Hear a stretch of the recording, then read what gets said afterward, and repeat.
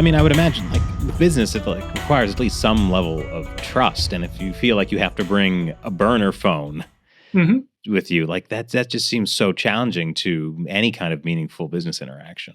Right. Or if you are a senior foreign executive, you probably you to be based in China, you want to bring your family and your teenage kids. All of a sudden, realize that they cannot access YouTube, anything.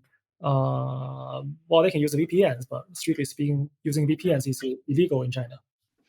So, okay, let's say you're a Wall Street, hedge fund or something, or a wealth management company, and you want to put, say, $1 million of client money into like a Shanghai stock, right? And then you decide to sell that stock later. Can you? And let's say the stock didn't go up or down, so you still got $1 million worth of stock. You sell it. Can you now get that $1 million back?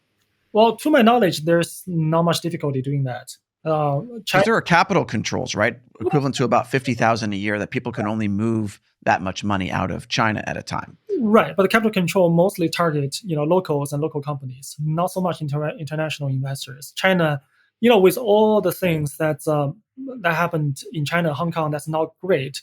Well, the past few years, China did open up the market quite a bit more to welcome the Wall Street type of investors to participate in the market. For example, for decades, China didn't allow foreign banks to own more than 25%, let alone majority of the joint venture security houses in China. Now they can wholly own those entities in China. Of course, unfortunately, their participation in the market has been small, in part because the economy has not been good. But in theory, there's a lot more easy access to the capital market in China. Do you have any insight to why the Chinese Communist Party made that change? I guess there's a desire to upgrade the level of services in the financial sector in China, because most of the players in China even today are state-owned banks, and they are really incompetent, doing all sort of small things. They have a lot of branches, they hire a lot of people, but to give you an example, after I was already working in China for almost 10 years, after I moved from Shanghai back to Beijing, this was around 10 years ago, they still refused to issue me a credit card because somehow, the fact that you work at an international company, you had you're a U.S. lawyer, you already paid a lot of tax in China, doesn't count towards their risk calculation, or maybe they don't know how to do the math on the risks.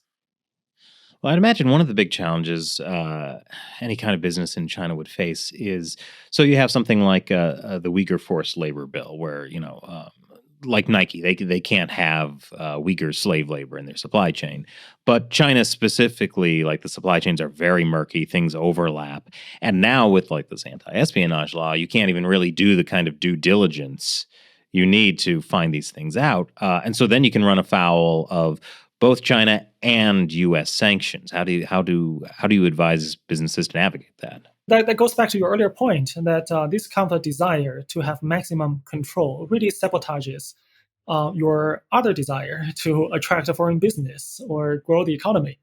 Right, the past few years, there's an acceleration in creating what I call a culture of secrecy.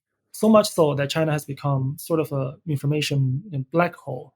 I used to be on the board of the Shanghai Foreign Correspondence Club.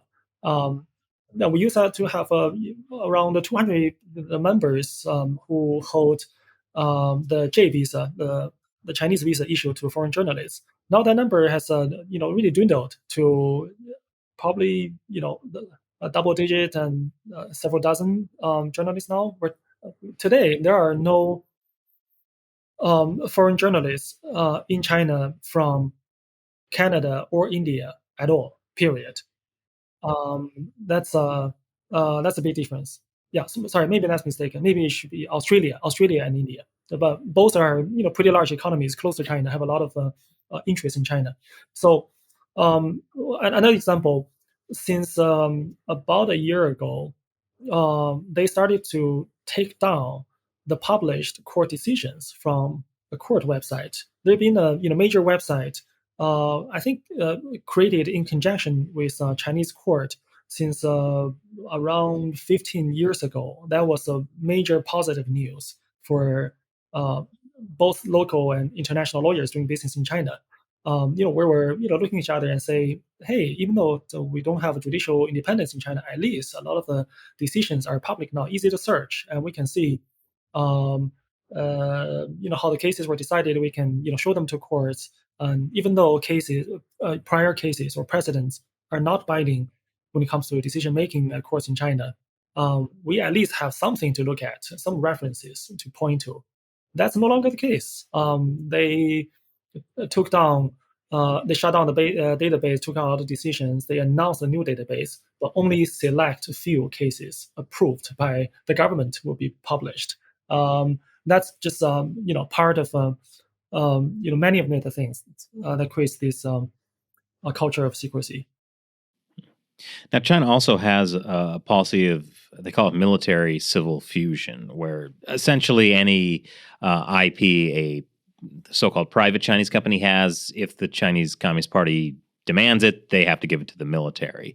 How do you advise businesses who, they're doing business with a so-called private Chinese company, and then suddenly, like, it turns out, oh, this is being used for the Chinese military, and now they are in bigger trouble than they thought it was a private business, but then nothing really is private in China. Right. Well, part of that is also not that unusual, because many countries have policies, or America has defense laws to say that in some sort of emergency, the government can commandeer some of the production capabilities of private companies to contribute to national defense. I think part of that was triggered during COVID. And China's military civil fusion specifically means that when the need arises, then civil capabilities, let's say shipbuilding, will be quickly converted to military use. That does create problems in part because of international geopolitics. U.S. and China are mutually suspicious, and there are executive orders coming out from the U.S. Congress, pointing fingers to companies. And just 2 days ago, on January 31st, there was another list published by the Defense Department, naming a few dozens of Chinese companies who have presence in the U.S. That these companies have been part of the civil military fusion efforts in China. And many of those are pretty large companies, and at least one of them is one of the top tier venture capital funds. So if you are a investor who invested in those companies, had a joint venture in those companies, have been part of the investment portfolio of any of those companies, you probably should be concerned, because a big difference in the U.S. Between the executive branch putting together that kind of list, and the Congress complaining about you, is that the executive branch can immediately issue policies and rules and executive orders and do something about you. Congress, on their hand, when it comes to creating laws, that could be a long process. Look at how much they criticize TikTok, but not much has really been done about TikTok, especially not so much from the legislative side in the U.S. So these days I'm happy to talk to any companies if they get into trouble through that kind of geopolitical tensions that increasingly becomes work for a lawyer like me day in, day out.